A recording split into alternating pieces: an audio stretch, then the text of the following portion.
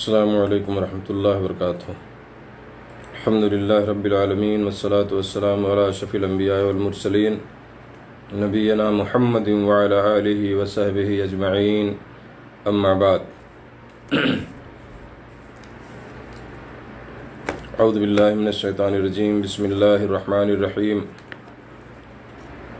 یا ایہا الذین آمنوا لا یسخر قوم من قوم عسى ان یکونوا خیرا منہم ولا نساء من نساء عسى ان يكن خيرا منهن ولا تلمزوا انفسكم ولا تنابزوا بالالقاب بئس الاسم الفسوق بعد الايمان ومن لم يتب فاولئك هم الظالمون۔ محترم ساتھیوں، دینی بھائیوں، مشاہدین کرام، اسلامی خواتین، آج بتاریخ 1 جولائی سن 2020 عیسوی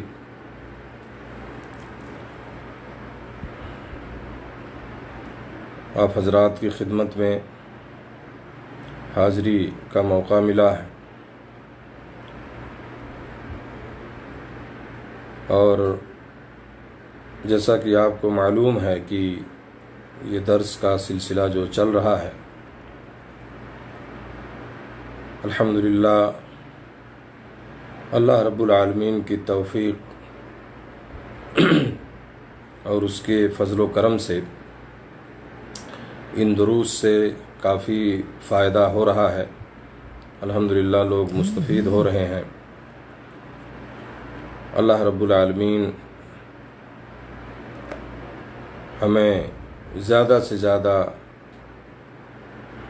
دینی خدمات کی توفیق عطا فرمائے، اور ان دروس سے یہ جو دینی باتیں، قرآن و حدیث کی باتیں ہو رہی ہیں اور آپ لوگوں تک پہنچ رہی ہیں، اللہ تعالیٰ اس میں اثر پیدا کرے اور یہ چیز ہمارے لیے مفید ثابت ہو۔ میرے دوستو،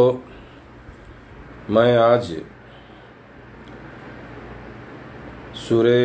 حجرات کی بہت ہی مشہور 2 آیتوں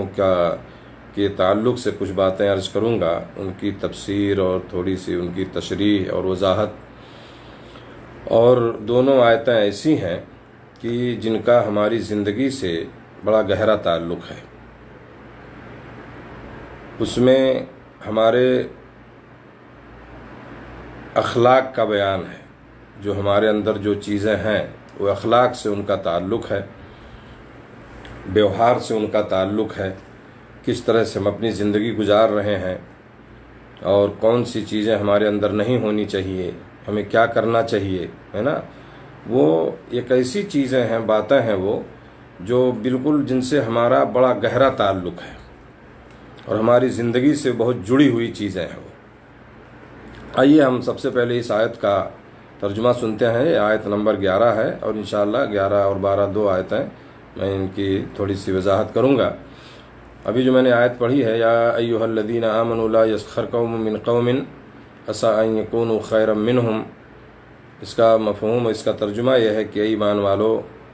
مرد دوسرے مردوں کا مذاق نہ اڑائیں، ممکن ہے کہ یہ ان سے بہتر ہو، اور نہ عورتیں عورتوں کا مذاق اڑائیں، ممکن ہے کہ یہ ان سے بہتر ہوں، اور آپس میں ایک دوسرے کو عیب نہ لگاؤ، اور نہ کسی کو برے لقب دو۔ ایمان کے بعد فسق برا نام ہے، اور جو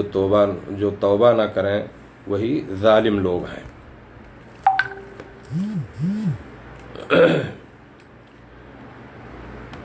یہاں پہ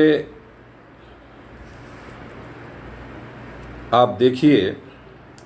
کہ آیت کا جو پہلا ٹکڑا ہے، یا ایھا الذین آمنوا لا یسخر قوم من قوم، اے ایمان والو، یعنی مرد دوسرے مردوں کا مذاق نہ اڑائیں، ترجمہ اس کا کیا گیا۔ یا ایک قوم دوسری قوم کا مذاق نہ اڑائیں، ممکن ہے کہ ان سے بہتر ہوں، اور نہ عورتیں عورتوں کا مذاق اڑائیں، ممکن ہے کہ ان سے بہتر ہوں۔ اب یہاں آپ دیکھیے کہ کوئی بھی شخص کسی دوسرے شخص کا مذاق یا استہزاء یا مسخراپن اس سے اسی وقت کرتا ہے جب وہ اپنے کو اس سے بہتر اور اس کو اپنے سے حقیر اور کمتر سمجھتا ہے۔ تو کسی کا کوئی مذاق اڑائے گا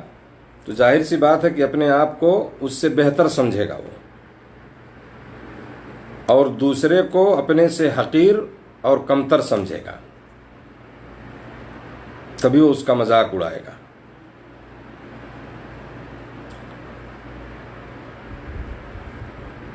کون اچھا ہے اپنے ایمان کے اعتبار سے، اپنے عمل کے اعتبار سے اللہ رب العالمین کے یہاں، اس کے نزدیک کون بہتر ہے کون نہیں ہے، اس کا علم صرف اللہ رب العالمین کو ہے۔ اس لیے اپنے آپ کو بہتر سمجھنا اور دوسرے کو کمتر سمجھنا، اس کا کوئی جواز ہی نہیں ہے۔ بھئی کیوں کس نے آپ کو سرٹیفکیٹ دیا کہ آپ بہت بہتر ہیں؟ کس نے آپ کو اچھا کہا ہے؟ اور ایک دوسرا آدمی آپ کی نظر میں وہ آپ سے حقیر ہے، آپ اس کو حقیر سمجھتے ہیں، تو اس سے منع کیا گیا ہے۔ آپ جس کا مذاق اڑا رہے ہو، اس میں اللہ نے فرمایا کہ ہو سکتا ہے کہ وہ تم سے بہتر ہو، تو اس سے ہمیں روکا گیا کہ ہمیں کسی کا جو ہے مذاق نہیں اڑانا چاہیے، کسی کو حقیر نہیں سمجھنا چاہیے۔ اپنے آپ کو بہتر مان کے دوسرے کو حقیر جاننا یہ اچھی چیز نہیں ہے۔ اور اس میں خاص طور سے عورتوں کا الگ سے ذکر ہوا ہے، ولا نساء من نساء، کہ یہ عورتیں بھی دوسرے عورتوں کا مذاق نہ اڑائیں، ممکن ہے کہ دوسری عورتیں ان سے بہتر ہوں۔ تو جیسا کہ بعض علماء کا قول ہے اس سلسلے میں کہ عورتوں میں اخلاقی بیماری زیادہ ہوتی ہے، ان کے اندر ہی زیادہ بیماری ہوتی ہے، سمجھ رہے نا؟ خاص طور سے اپنے کو بہتر سمجھنا، دوسروں کا مذاق اڑانا، اپنے کو سب سے خوبصورت حسین و جمیل اور سامنے والے کو ہے نا اپنے سے زیادہ حقیر کمتر، تو یہ تھوڑی ان کے اندر ہی زیادہ یہ بیماریاں ہوتی ہیں۔ اس لیے عورتوں کا الگ ذکر کر کے انہیں بھی بطور خاص اس سے روک دیا گیا ہے نا، یعنی خاص طور سے جو عورتوں کا ذکر کیا گیا چونکہ ان کے اندر یہ چیز زیادہ ہوتی ہے، اور حقیقت بھی ہے، مشاہدے میں بھی ہے، سب لوگ جانتے ہیں اس چیز کو، تو بطور خاص ان کا یہاں ذکر ہوا ہے کہ عورتیں بھی ایک دوسری عورتوں کا مذاق نہ اڑائیں، اپنے سے کمتر نہ سمجھیں دوسروں کو۔ ہو سکتا ہے کہ جس کا وہ مذاق اڑا رہی ہیں، جس سے وہ کمتر سمجھ رہی ہیں، وہ ان سے بہتر ہوں۔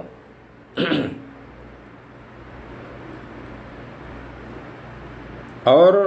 حدیث میں ایک روایت میں اللہ کے نبی صلی اللہ علیہ وسلم نے کیا ہے کہ اس حقیر سمجھنے کو کبر سے تعبیر کیا ہے۔ کبر یعنی گھمنڈ، غرور۔ حدیث کے الفاظ ہیں الکبر بطر الحق و غمط الناس، ابو داؤد کی روایت ہے۔ کبر یعنی تکبر کیا ہے؟ حق بات کا انکار کر دینا، سمجھ رہے ہیں؟ تکبر کیا ہے؟ حق بات کا انکار کر دینا اور لوگوں کو حقیر سمجھنا، یہ کبر ہے، یہ تکبر ہے۔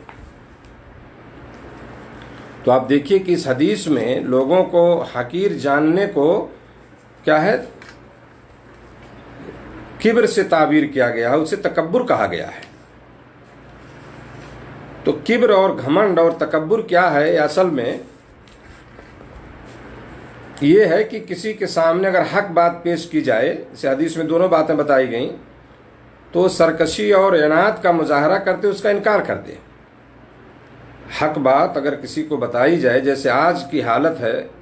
آج اگر بہت سارے ہمارے مسلمان بھائی ہیں، ہے نا، جو تھوڑا سا بھٹکے ہوئے ہیں، کچھ تو بہت زیادہ، کچھ کم، ہے نا، اگر انہیں آپ صحیح بات بتائیں یا ان کے سامنے قرآن و حدیث کی بات رکھیں تو وہ اس کو نہیں ماننے کے لیے تیار ہوتے، وہ انکار کر دیتے ہیں اس کا۔ ہمارے مولانا صاحب نے کہا، ہمارے پیر صاحب یہ کہتے ہیں، ہمارے فلاں صاحب یہ کہتے ہیں، ہے نا۔ حق بات کا نہ ماننا اپنے سرکشی کی وجہ سے، اپنے عناد کی وجہ سے، اپنے، ہے نا، سمجھے، تو ایک قسم سے اب اس کو آپ کیا کہیں گے؟ مطلب ظاہر سی بات ہے کہ ایک آدمی اگر حق بات سن رہا ہے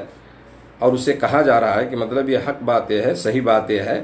لیکن وہ سرکشی کا مظاہرہ کرتا ہے، ڈھٹائی اس کے اندر جو ہے، وہ انکار کر دیتا ہے، اس چیز کو نہیں مانتا، ہم نہیں مانیں گے اس چیز کو، یہ کبر ہے۔ اللہ تعالیٰ حفاظت فرمائے ہماری ان ایسی قبیح عادتوں سے۔ اسی طرح لوگوں کو حقیر سمجھنا بھی کبر ہے، لوگوں کو حقیر سمجھنا یہ بھی کبر ہے، تکبر اور گھمنڈ میں وہ چیز آتی ہے۔ حق بات کا انکار کر دینا، اسے ماننا، تسلیم نہ کرنا، اسے نہ ماننا، یہ بھی کبر، اور کسی کو حقیر جاننا، کمتر سمجھنا، یہ بھی کبر اور تکبر اور گھمنڈ ہے۔ میرے دوستو، لوگ برابر نہیں ہیں دنیا میں، کسی کے پاس بہت زیادہ مال و دولت ہے، بہت بڑا اس کے پاس عہدہ اور منصب ہے، کوئی بہت حسین و جمیل ہے نا، تو اس کا مطلب یہ نہیں ہے کہ جس کے پاس مال ہے وہ غریبوں کو حقیر سمجھے۔ ایک آدمی بہت بڑی کمپنی اور اس کا مالک ہے تو اس طرح سے اپنے مزدور اور ملازم کو جو ہے وہ حقیر سمجھے۔ کسی کو اللہ نے حسن دیا ہے، بہت گورا ہے، خوبصورت ہے، تو اب اس کے سامنے جو ہیں جن کا رنگ جو کالے ہیں، سیاہ فام ہیں تھوڑے، ہے نا، ان کی شکل و صورت اچھی نہیں تو ان کو حقیر سمجھا جائے۔ تو یہ جو ہے، یہ اسلام اس کی اجازت نہیں دیتا، اسلام اس کی اجازت نہیں دیتا۔ کوئی کہتا ہے میں تو بہت بڑے خاندان کا ہوں، میرا خاندان ایسا ویسا، مطلب عجیب چیزیں ہیں جس پہ لوگ فخر کرتے ہیں، بہت ساری چیزیں ہیں، اور دوسروں کو حقیر سمجھتے ہیں۔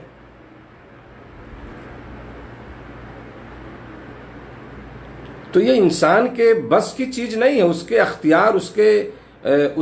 کے اختیار میں نہیں ہے یہ، کہ انسان جو ہے اس طرح سے کیا ہے، وہ اپنے آپ سوچتا ہے تو مالدار ہو جائے، سوچتا ہے تو بہت خوبصورت ہو جائے، سوچتا ہے تو جو چاہتا ہے اس طرح ہو جائے، ایسا نہیں ہے۔ انسان کے کسب و اختیار میں یہ چیز نہیں ہے۔ اگر اس کا انسان کے اختیار کا دخل ہوتا تو کوئی شخص جو آج کالا نہیں ہوتا، سیاہ فام نہیں ہوتا، بدصورت نہیں ہوتا، کوئی بہت کمتر خاندان میں پیدا نہیں ہوتا ہے، یا اسی طرح سے غریب اور دنیا کے وسائل سے محروم نہیں رہتا۔ تو یہ چیزیں انسان کے اختیار میں نہیں ہیں، وہ اللہ جس کو جیسا چاہتا ہے دیتا ہے، جیسا چاہتا ہے رکھتا ہے، جیسا چاہتا ہے جس کی شکل و صورت بناتا ہے۔ تو اگر آپ ہم کسی کی شکل و صورت کو دیکھ کر کے اپنے حسن پہ فخر کرتے ہیں تو اس کا مطلب آپ بنانے والے کی تنقید کر رہے ہیں۔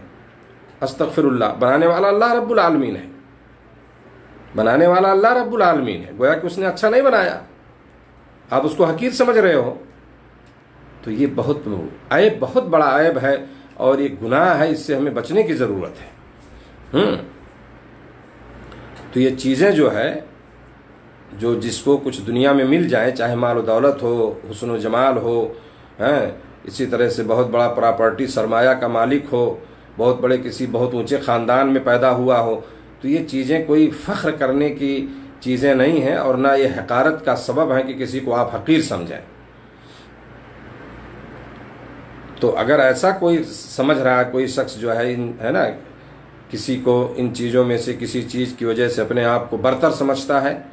کبر اور گھمنڈ ہے، دوسروں کو حقیر گردانتا ہے، یہ بھی کبر ہے۔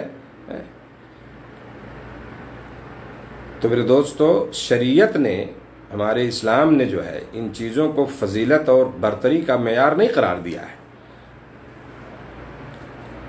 شریعت میں اگر برتری اور معیار ہے، فضیلت اور برتری کا جو معیار ہے وہ ایمان اور تقوی ہے۔ ایمان اور تقوی کو اختیار کرنے والا ہی بہتر ہے۔ اس کا رنگ، شکل، صورت، قد و قامت، کس خاندان سے ہے، کس نسل سے، اس سے کوئی تعلق، اس کا مطلب نہیں. امیر، غریب، حاکم، محکوم، مزدور، ملازم، جو بھی ہو،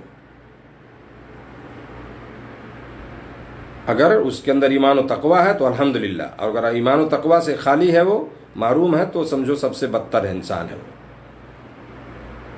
جتنا بھی بڑا ہو جائے. اللہ نے فرمایا ان اکرمکم عند اللہ اتقاکم، ہے نا، وہ آگے ابھی آیت آئے گی. تو بہرحال میں عرض کر رہا تھا کہ یہ چیز جو ہے کسی کو حقیر سمجھنا، یہ بھی کبر اور گھمنڈ میں آتا ہے. اس لیے کسی کا مذاق نہ اڑایا جائے، کسی کو حقیر نہ سمجھا جائے، اور اپنے آپ کو دوسروں سے بہتر نہ سمجھا جائے کہ ہم بہت اچھے ہیں اور ہمارے سامنے والے سب جو ہے بہت ہی حقیر اور بہت ہی خراب، بہت ہی برے ہیں. اس سے منع کیا گیا. اسی طرح سے جو ہے آگے اللہ تعالیٰ نے فرمایا کہ اور آپس میں ایک دوسرے کو عیب نہ لگاؤ، یعنی ایک دوسرے پر تانا زنی مت کرو، تانا مت دو کسی کو. مثلا تو فلاں کا بیٹا، تیری ماں ایسی، تیرا باپ ایسا، فلاں ایسا، تو فلاں خاندان وغیرہ وغیرہ، ایسا کیا ہے کسی کو تانا دینا، کسی پہ عیب لگانا، اس سے منع کیا گیا ہے. یہ چیزیں اچھی نہیں ہیں، اسلامی طریقہ نہیں ہے. اور آج افسوس یہ ہے کہ یہ چیزیں ہیں ہمارے معاشرے میں، ہے نا، اور فٹاک سے ایک دم آدمی بہت جلد یہ چیز کہہ دیتا ہے. کوئی بھی بات آئی تو بہت، ہاں تو ایسا، تو ایسا، تو ایسا، تیری ماں ویسی، ہے نا. ایسا سب نہیں بولنا چاہیے، یہ چیزیں درست نہیں ہیں، اس سے منع کیا گیا ہے. اور اللہ نے فرمایا وَلَا تَنَابَزُوا بِالْأَلْقَابِ، اور نہ کسی کو برے لقب دو. برے لقب یعنی مذاق کے طور پر، کسی کو کی تحقیر کے لیے، کسی کو حقیر سمجھتے ہوئے. کچھ ایسا ہوتا ہے نہیں کہ لوگوں کے ایسے نام رکھ لیا جاتا ہے جو انہیں پسند نہیں ہوتے، غلط نام سے ان کو پکارا جاتا ہے، یا اچھے بھلے ناموں کو بگاڑ کر ان کو بولا جاتا ہے. اور یہ تنابز بالالقاب ہے یہ آیت میں، اور اس سے منع کیا گیا ہے. آپ کسی کو ایسے لقب سے نہ پکاریں جو آپ مذاق کے طور پر اور حقارت کے طور پر اسے آپ استعمال کر رہے ہوں. اور کسی کا اچھا نام ہے تو اس کا نام کو بگاڑ کے نہ آپ بلائیے. عام طور سے دیکھیے، اب مثلا کہنا تو نہیں چاہیے، اگر کسی کا نام ہے، بہت ساری جگہوں پر ایسا ہے، میں نہیں کہتا ہر جگہ ہے، لیکن ہم سنتے ہیں اپنے ملکوں میں کسی کا نام عبداللہ تو عبداللہ ہوا، محمد ہوا، عبد الرحمن ہوا، سمجھ رہے ہیں نا. یہ سب بولتے ہیں، ہمارے علاقے میں ہم بولتے ہیں. انڈیا کے بھی بہت سارے حصے میں، یو پی وغیرہ کے بہت سارے علاقے میں اس طرح سے ناموں کو بگاڑ کے بلایا جاتا ہے، خاص طور سے بچے ہیں اگر. یہ غلط چیز ہے، ایسا نہیں کرنا چاہیے. اچھے نام سے پکارا جائے، جو اچھا نام ہے ان کو، یا عبداللہ، عبد الرحمن، محمد، ادھر آؤ، یہ کر لو، ہے نا. اس طرح سے انہیں تعلیم دی جائے. ناموں کو بگاڑ کے نہیں بلانا چاہیے، یا کوئی لقب ان کو آپ ایسا نہ دیں جو مذاق کے طور پر، ہے نا. جیسے ہمارے ہاں ہے یہ معاشرے میں یہ چیزیں، نام کچھ اور ہوتا ہے لیکن انہیں کچھ ایسا مذاقاً یا ان کو حقارت کے طور پر ان کا کوئی دوسرے لقب سے بلایا اور پکارا جاتا ہے جو انسان کو پسند نہیں آتا. تو یہ جو ہے یہ غلط چیزیں ہیں، یہ مسلمانوں کی عادتیں نہیں ہیں، مسلمانوں کا اخلاق نہیں ہے یہ. اس لیے ان چیزوں سے ہمیں دور رہنا. اللہ نے فرمایا کہ نہ کسی کو برے لقب دو، تم کسی کو برے لقب نہ دو، غلط نام سے، غلط لقب سے مت پکارو کسی کو. اور اللہ نے آگے فرمایا کہ بئس الاسم الفسوق بعد الایمان، ایمان کے بعد فسق جو ہے یہ برا نام ہے. ایمان کے بعد فسق یہ برا نام ہے، اور جو توبہ نہ کریں وہی ظالم لوگ ہیں. یعنی مطلب اس کا یہ ہے کہ اس طرح نام بگاڑ کر یا برے نام جو ہے تجویز کر کے بلانا، یا اسلام کے قبول کرنے کے بعد یا توبہ کرنے کے بعد اس کے جو سابقہ دین، جس دین پر کوئی انسان تھا آج اسلام میں آ گیا، یا کوئی آدمی کوئی گناہ کرتا تھا لیکن اس نے توبہ کر لیا، تب اس کے اسلام قبول کرنے کے بعد یا اس کے توبہ کرنے کے بعد جو ہے گناہوں سے توبہ کر لیا ہے نا، تو اسی کی طرف منسوب کر کے اس کو بلانا، اس کو خطاب کرنا. جیسے کسی کو آپ کہیں او کافر، وہ فلانا، وہ تو غیر مسلم تھا، تو فلاں تھا، ہے نا. یا اسی طرح سے وہ شرابی، وہ پیکڑ ادھر آ، وہ بلاತ್ಕಾری، زانی، یہ برا کام ہے، اس سے منع کیا گیا ہے۔ ایک آدمی اگر ٹھیک ہے اس کے اندر یہ عیوب تھے، وہ گناہ کر رہا تھا، لیکن اس نے کیا ہے توبہ کر لیا ہے، سمجھ رہے ہیں، اور اس طرح سے جو ہے ایک آدمی اسلام میں آ گیا، کل تک وہ غیر مسلم تھا، جس بھی دین پہ تھا اسلام کے علاوہ، تو ہم اب کیا کریں، اسی کے نام پہ اس کو بلائیں، سمجھ رہے ہیں؟ یا اسی طرح کوئی توبہ کر لیا، گناہ کل تک گناہگار تھا وہ، اب اس کو وہی نام ہم دے دیں، یہ گھٹیا ہے، یہ پاپی ہے، یہ تو ایسا ہے فلانا، یہ شربیا، یہ پیکڑ، یہ فلانا، یہ مطلب یہ چیزیں جو ہو رہی ہیں معاشرے میں، یہ سب برا کام ہے اور اس سے منع کیا گیا ہے۔ جو ہے ایسا نہیں کرنا چاہیے، اس سے ہمیں روک دیا گیا ہے اور اس سے منع کر دیا گیا ہے۔ ہاں البتہ کچھ علماء ذکر کرتے ہیں کہ اگر کسی کے اندر بعض جو صفاتی نام ہوتے ہیں، بعض حضرات کے نزدیک یہ مستثنی ہے، جو کسی کے لیے مشہور ہو جائیں اور اس سے آدمی اپنے دل میں رنج بھی محسوس نہ کرے۔ بہت سا نام پڑ جاتا ہے، جیسے آپ دیکھیں گاؤں بستی میں اگر کوئی آدمی لنگڑا ہے، لنگڑاپن کی وجہ سے اس سے بہت سے لوگ جو ہے لنگڑا لنگڑا کہہ کے بلاتے ہیں، نام پڑ گیا اس کا شروع سے، ہے نا، اور آدمی اس کو برا نہیں مانتا، وہ ہے، بہت سے لوگ اسی نام سے پہچان کرواتے ہیں، فلانے لنگڑ چاچا، لنگڑ ماموں، لنگڑ جو ایک رشتہ ہوتا ہے ہمارے ہاں عام طور سے لوگ بولتے ہیں اس طرح اپنے گاؤں سماج میں، ہے نا، تو وہ آدمی جو ہے ایک صفاتی نام، یعنی اس کے اندر جو ایک کمی ہے، اسی کمی کمی کی وجہ سے ایک اس کا ایک نام ویسے پڑ گیا، ہے نا۔ کوئی آدمی بہت زیادہ کالا ہے، بچپن ہی سے گھر کے لوگ بھی کبھی بگاڑ دیتے ہیں، کالو یا کلو یا کیا کہہ کے بلانے لگتے ہیں، اب اس کا وہ نام پڑ جاتا ہے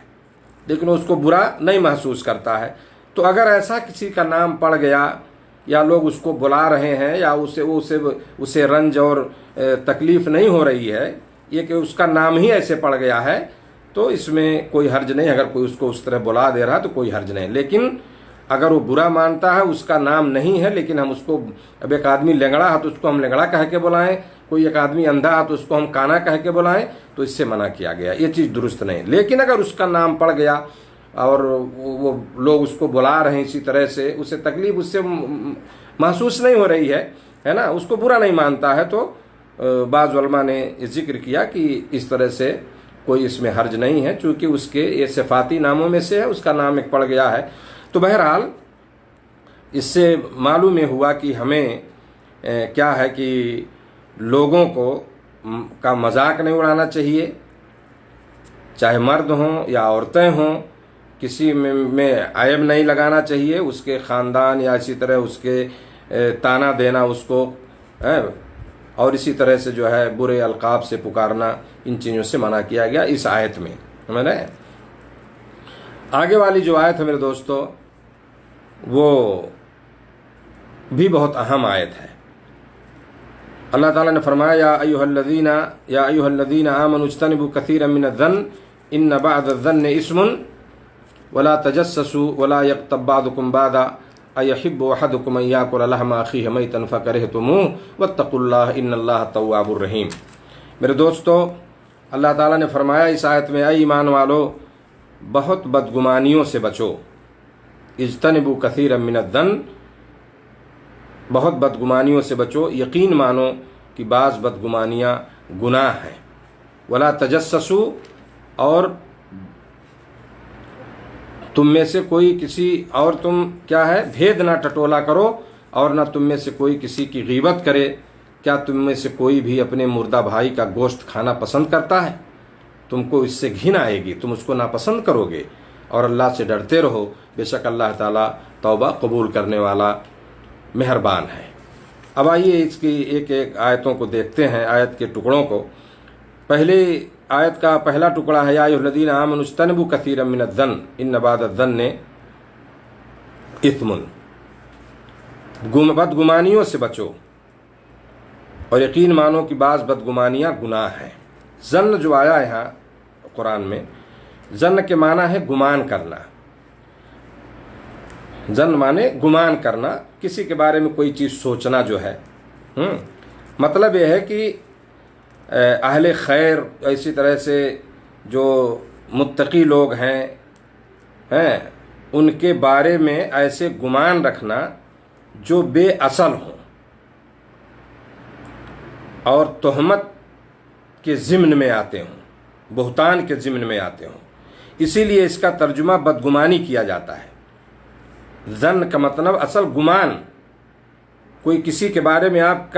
کی سوچ کیا ہے، آپ کیا اس کے بارے میں سوچ رہے ہیں، ہے نا،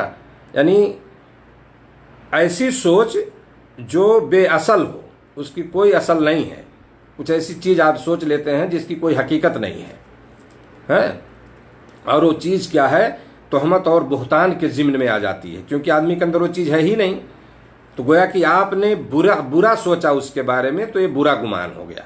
اس لیے اس کا ترجمہ کیا کیا گیا، بدگمانی۔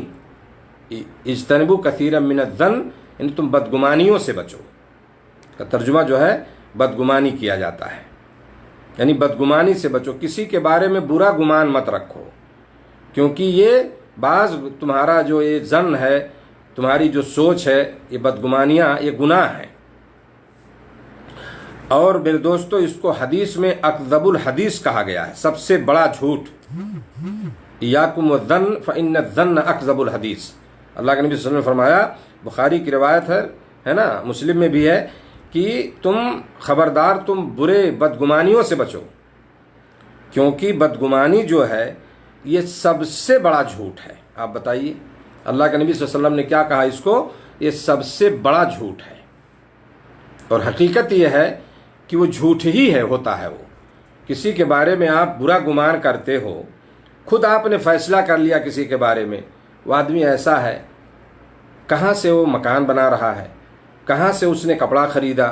آج کل بہت اچھا کھانا کھا رہا ہے وہ، اب اس کا کھان پین رہن سہن بڑا اچھا ہے، یہ کہاں سے پیسہ آتا ہے اس کے پاس،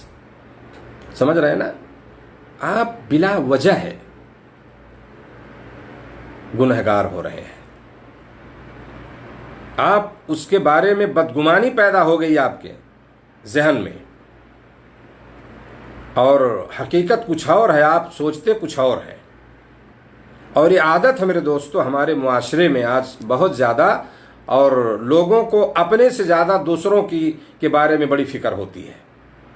ہے نا، وہ انرجی دوسروں کے لیے خرچ کرتے ہیں، اپنا نہیں سوچتے، لیکن سامنے والا، اس کا پڑوسی اور اس کا کوئی جاننے والا گاؤں میں جو بھی ہے نا، خاص طور سے پڑوسیوں سے لوگوں کو بڑی وہ چڑ ہوتی ہے، کیسے وہ جو ہے اس کا 2 منزلہ ہو گیا، میرا تو ایک ہی منزلہ گھر ہے، کہاں سے اس نے نئی بائک خرید لی، ٹریکٹر خرید لیا، کہاں سے سب ہو رہا ہے، بات سمجھ رہے ہیں نا؟ تو یہ چیز جو ہے اس فکر میں ہوتا ہے انسان۔ ایک مسلمان جو ہے وہ اپنے بارے میں نہیں سوچتا، کہ اگر وہی کچھ اپنے بارے میں سوچ لے تو شاید کچھ آگے بڑھ جائے، اور وہ ٹھیک ہے، اس پر اللہ کا شکر ادا کرنا چاہیے اسے، کہ چلو کم سے کم ہمارے پڑوسی کا اچھے سے رہ رہا ہے، وہ اللہ سے دعا کرنا کہ اللہ تعالی ہمیں بھی اسی طرح نواز دے، جیسے اسے دیا اللہ تعالی ہم کو بھی دے، اللہ سے مانگو دے گا وہ، محنت کرو، دوسروں کے حسد میں، جلن میں، بدگمانی میں رہو گے تو ترقی نہیں ہوگی۔ تو اس کو لوگ نہیں سوچتے، ان کی ساری سوچ بس وہی بدگمانی، کہاں سے آ گئے۔ اور آج تو آپ دیکھیں کہ مطلب حقیقت یہ ہے کہ معاشرہ جو ہمارا ہے مسلمانوں کا بدگمانیوں سے بھرا ہوا، علماء کے بارے میں بدگمانیاں، ایک آدمی کوئی کار خیر کر رہا ہے، رفاہی کام کر رہا، اس کے بارے میں بدگمانیاں، چاہے وہ 100% صحیح کر رہا ہو، ہے نا، جو لوگ رفاہی کام کر رہے ہیں، عوامی کام کر رہے ہیں، مساجد، مدارس اور بہت ساری چیز ہیں، ہے نا، ان کے بارے میں اتنی زیادہ بدگمانیاں لوگوں کو کہ لگتا ہے کہ لوگ جو ہے نا ان کے حساب و کتاب یہی ایڈٹ کرتے ہیں، یا حساب و کتاب انہی کے پاس آتا ہے، پھٹاک سے جو ہے فوراً جو ہے فیصلہ سنا دیں گے، سمجھ رہے نا، وہ تو ایسا ہے تو فلاں مولانا نے اتنا کھا لیا، تو فلاں نے اتنا کھا لیا، لگتا ہے کہ حساب انہی کے پاس سے وہاں تک پہنچا ہے، سب کچھ یہ جانتے ہیں، اور بلا وجہ آدمی گنہگار ہوتا ہے، سمجھ رہے ہیں نا بھائی۔ چلیے تھوڑی دیر کے لیے اگر وہ غلطی کر رہا ہے، گناہ کر رہا ہے، وہ امانت میں خیانت کر رہا ہے، جس کا معاملہ ہے، جس سے مسئول ہوگا، اللہ کے ہاں اس کو جواب دینا ہے۔ ہم اور آپ کون ہوتے ہیں کسی کے بارے میں فیصلہ کرنے والے؟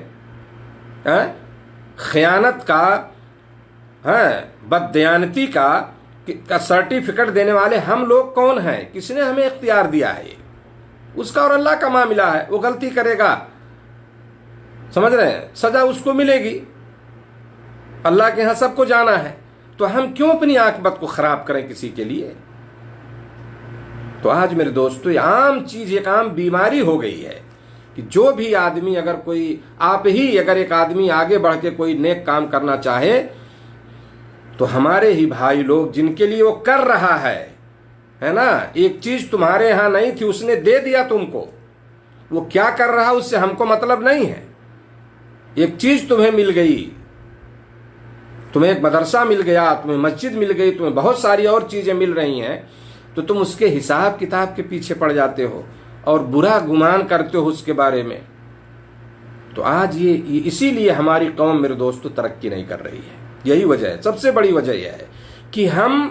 جو ہمیں کرنا چاہیے وہ نہ کر کے ہم بدگمانیوں میں پڑے رہتے ہیں۔ حسد، جلن، یہی ساری چیزیں ہمارے اندر ہیں جس کی وجہ سے ہم ترقی نہیں کر پا رہے ہیں۔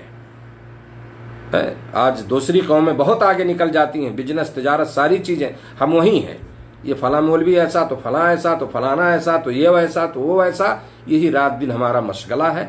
ظاہر سی بات ہے جب آدمی اسی میں رہے گا تو آگے سوچ نہیں سکتا ہے۔ تو بہرحال میرے دوستو ایک درد ہے یہ جو سماج میں ہے، حقیقت بتا رہا ہوں، ہے نا، اور آپ سارے لوگ جانتے ہیں ان چیزوں کو۔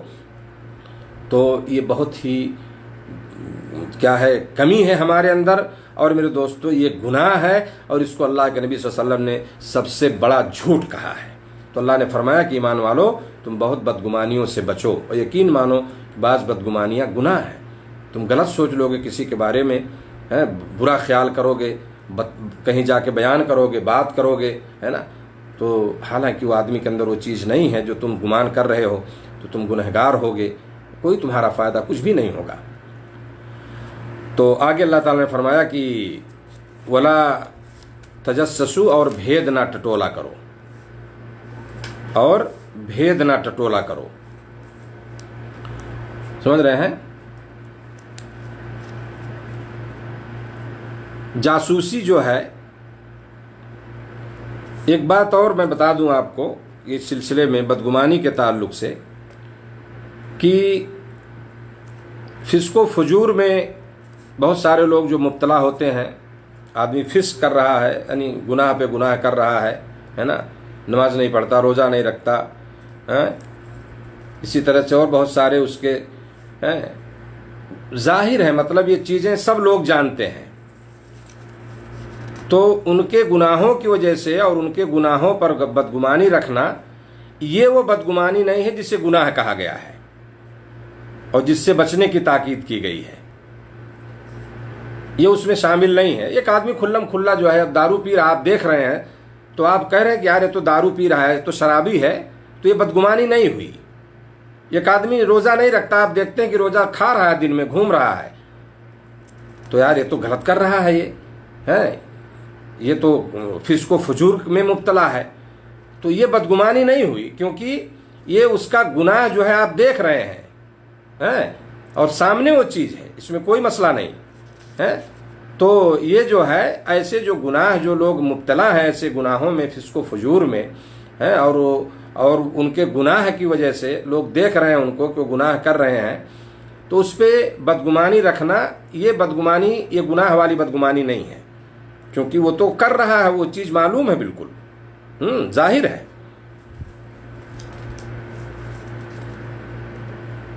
تو علامہ قرطبی نے لکھا ہے، ان کے حوالے سے صاحب حسن البیان نے ذکر کیا ہے کہ ان الظن القبیح بمن ظاہرہ الخیر، جو ظن قبیح جس سے روکا گیا ہے، جو بدگمانی ہے، وہ ہے کہ جس کا ظاہر میں خیر ہو، آپ کو دکھ رہا ہے کہ یہ خیر ہے، اچھا کام کوئی کر رہا ہے نا، تو وہ وہاں پہ آپ بدگمانی نہیں کر سکتے۔ کہہ رہے ہیں وَإِنَّهُ لَا حَرَجَ فِي الظَّنِّ الْقَبِيحِ بِمَنْ ظَاهِرُهُ الْقَبِيحِ، یعنی اگر کسی کے بارے میں کوئی آدمی ظاہری طور پر اگر اس کے اندر برائی ہے، وہ گناہ کر رہا ہے، اور وہ ظاہر ہے، بالکل لوگ جانتے ہیں اس کو کہ وہ ایسا کر رہا ہے، تو وہاں پہ جو ہے بدگمانی کہہ رہے ہیں اس میں کوئی حرج نہیں ہے، کیونکہ وہ چیز اوپن ہے، وہ ظاہر ہے، اور اس میں کوئی اس میں گناہ اس کو نہیں ہوگا۔ بہرحال تو ایک بات تھی جو میں نے اس کو ایڈ کیا اس میں۔ اسی طرح سے میرے دوستو جو آگے جملہ آیا کہ تم جاسوسی نہ کرو، ٹوہ میں نہ رہو کسی کے، یعنی اس ٹوہ میں رہنا، کسی کے پیچھے پڑے رہنا، جاسوسی کرنا کہ کوئی خامی یا عیب معلوم ہو جائے تاکہ اسے بدنام کیا جائے۔ اور یہ عادت ہوتی ہے مسلمانوں کی، بہت سارے مسلمانوں کی عادت ہے یہ ہمارے معاشرے میں، میں نہیں کہتا سارے لوگوں کی، بہت سارے لوگ ایسا کرتے ہیں، ہے نا، کہ لوگوں کے پیچھے پڑے رہیں گے کہ اس کی کوئی عیب، کوئی نہ کوئی خامی پتہ چل جاتا تو بہت اچھا تھا، تو میں اس کو ذلیل کر دیتا پورے سماج میں، کوئی اس کا عیب مجھے معلوم ہو جاتا تو بہت بہتر تھا، سمجھ رہے ہیں نا۔ تو خامی اور عیب معلوم کرنے کے لیے تاکہ اس آدمی کو بدنام کیا جا سکے، اس ٹوہ میں جو ہے بہت سارے لوگ پڑے رہتے ہیں۔ یہ تجسس ہے، اسی کو تجسس کہا گیا ہے، جو منع ہے، اور حدیث میں بھی جو ہے اس سے منع کیا گیا ہے، بلکہ یہ حکم دیا گیا کہ اگر کسی کی خامی کوتاہی تمہارے علم میں آ جائے تو اس کی پردہ پوشی کرو، نہ یہ کہ اسے لوگوں کے سامنے بیان کرتے پھرتے رہو، ہوٹل پہ بیٹھو وہاں چائے پیو اور وہی بیان کرو، جہاں بھی مجلس لگاؤ وہیں پہ بیان کرو، ہے نا۔ تو اس سے منع کیا گیا ہے۔ اگر پردہ پوشی کرنے کا میرے دوستو حکم دیا گیا ہے، اور حدیث میں ہے کہ اللہ کے نبی صلی اللہ علیہ وسلم نے فرمایا کہ جو آدمی دنیا میں کسی مسلمان کی پردہ پوشی کرے، اس کے عیب پہ پردہ ڈال دے، اس کو پتہ بھی چل جائے کہ اس آدمی کے اندر عیب ہے اور اس پر پردہ ڈال دے، تو اللہ تعالیٰ قیامت کے دن پوری مخلوق کے سامنے اس کے عیبوں پر، اس کے گناہوں پر پردہ ڈالے گا، سمجھ رہے ہیں نا۔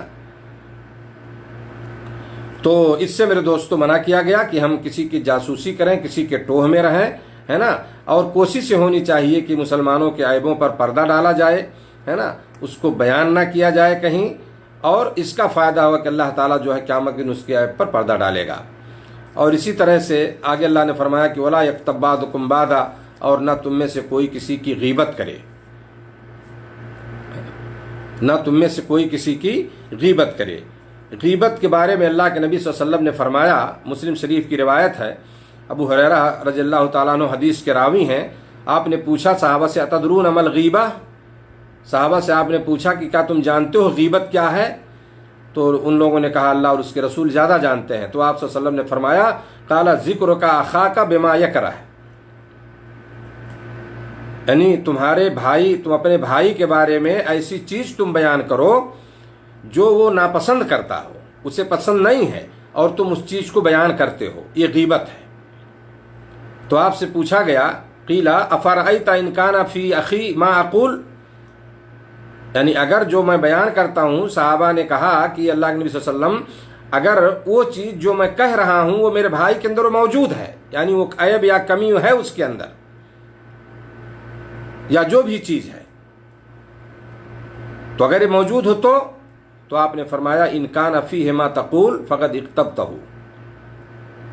اگر تیرے بھائی کے اندر وہ چیز ہے جو تو کہہ رہا ہے تو تو نے اس کی غیبت کیا، وَإِن لَمْ يَكُنْ فِيهِ فَقَدْ بَهَتَّهُ، اور اگر وہ چیز اس کے اندر نہیں ہے جو تو کہہ رہا ہے تو تو نے اس پر بہتان اور تہمت لگایا۔ یہ میرے دوستو غیبت اور بہتان کا فرق اللہ کے نبی صلی اللہ علیہ وسلم نے بتا دیا۔ تو معلوم ہوا کہ غیبت دوسرے لوگوں کے سامنے کسی کی برائیوں اور کوتاہیوں کا ذکر کیا جائے جس سے وہ برا سمجھے، یہ غیبت ہے۔ میری بات آپ کہیں بیان کر رہے ہیں، آپ کی بات میں کہیں ذکر کر بیان کروں اور آپ اس چیز کو پسند نہیں کر رہے ہیں کہ یہ چیز ہماری بیان کہیں کی جائے، ہے نا، یہ غیبت ہو گیا۔